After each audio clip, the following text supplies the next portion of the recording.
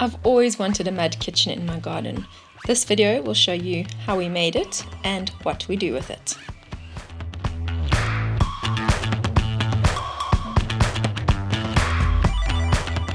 Start off by finding about 4 or 5 old pallets. You can find second-hand ones really easily on the internet.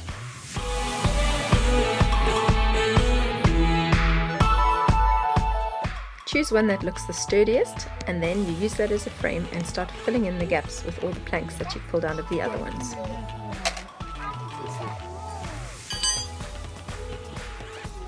Wait, before you start, straighten the nail. Well, that was the one that started. Well, you don't. This you don't have to worry about too much because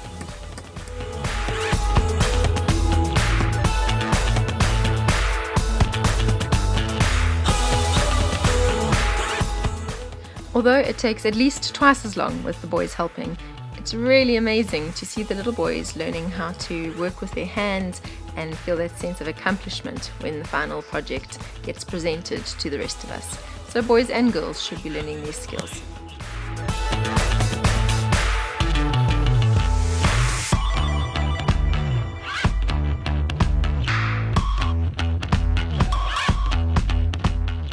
We put 2 pallets side by side, as you can see in the background, and left a gap where our sink would go. I bought the sink for about 150 Rand on a second-hand Facebook site, which was pretty awesome.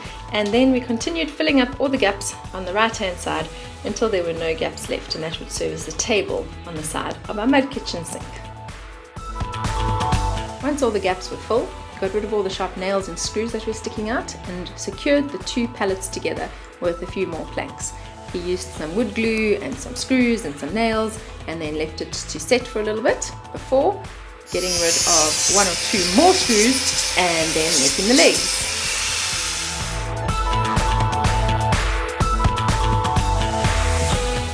As you can see, this didn't even take a day to complete. It was pretty amazing how quickly we could make this mud kitchen! Woohoo!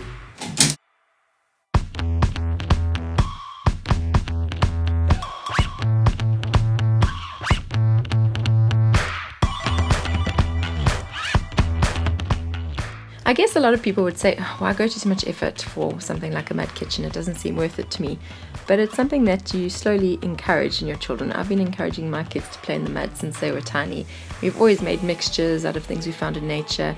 I just find that the fresh air, the water, the sand, and all the different textures and smells really relax them. And they actually end up playing for way longer than I ever think that they would, because they're getting to create and have some fun and some freedom. I won't let them do this in my own kitchen because it makes too much mess and it wastes too much food and there's too many dishes to wash. So this to me is a perfect solution and I highly recommend it.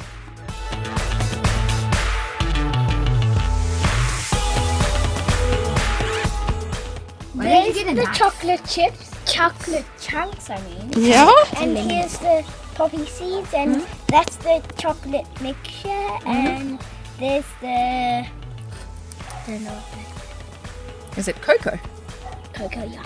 He said it was cocoa flour and sugar. And chocolate. Yummy! Oh yeah, and Nutella apparently.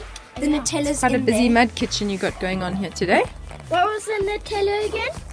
Those autumn leaves. Oh, yeah. Sure, very busy mud kitchen. Apparently. Fill your mud kitchen up with all sorts of things that you think would be fun for the children to use in the garden.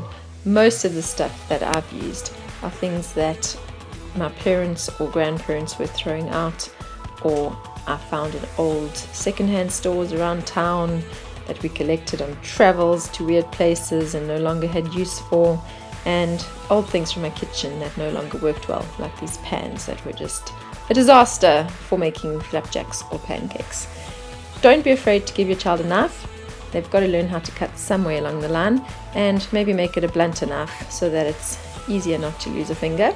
But encourage the cutting and the slicing and all of the things that go along with working in a real kitchen.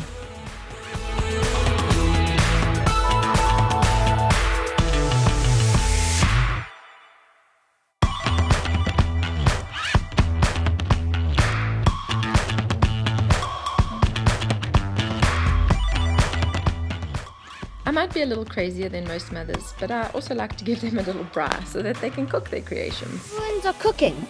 They crushed up. Mom, look, they're moving. I see. I want to eat a mango. Look, it's getting squishy. Can't eat it if we added it randomly. Hope you enjoyed this video on Mud Kitchens. If you would like to subscribe to Homemade Mothering, you can.